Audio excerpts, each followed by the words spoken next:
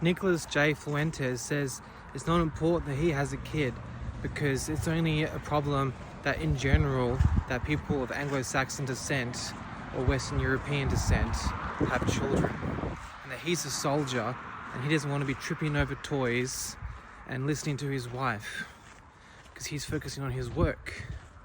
I disagree with his statement. I put forth that him, overnight, if he wifed up a beautiful, submissive, intelligent, kind, loyal Christian woman, and he conceived a child with her, overnight, tens of thousands, hundreds of thousands, perhaps millions of Gen Z and some Gen Ys will do the same. They will find a kind, young, attractive, loyal, submissive, intelligent Christian woman to wife up and continue their bloodline with. And the thing is, the ripple effect would be tremendous.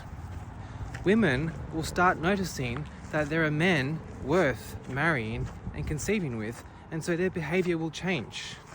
They will stop chasing dollar bills and hedonistic pleasures, and they will turn towards what their ancestors considered was to be aspired to, which is cohesive development in terms of high morality, high trust, and focusing on art and community and networking and purity and being as beautiful as possible and being well read and well versed and of higher dignity and of poise and character and humor and abstinence.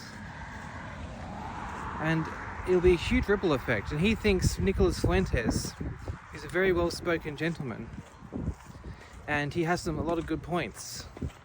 Obviously he has his room to grow, but he's still a very young man, and he doesn't really work out, so he has that chip on his shoulder because he has all this tension built up because he has caffeine all day and he's very, very intellectual and he has no outlet. You know, he plays video games, but nothing beats that good old hard labor,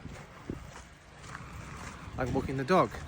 And to summarize, when these right-wing conservative spokesmen, who are idols for a lot of young men with no strong male role models, say it's not important that they don't have kids because they're too busy working, well, it's quite arrogant to assume that your bloodline isn't important, that your work is finished with you. What if your son, or perhaps your son's son, or your daughter's son, carries on the torch of your work for generations to come? And not to mention, like I said before, being a role model. Like, end of the day, it's all very well to preach, but to practice what one preaches is far more practical. God bless. How good is that? I mean, just to reiterate, we can't be too hard on the lad, Nicholas J. Fuentes, because he is but a young man, 26 years of age. And I myself didn't have my first child until the ripe old age of 33. So we must give him some time and realize he does have the whole world on his shoulders.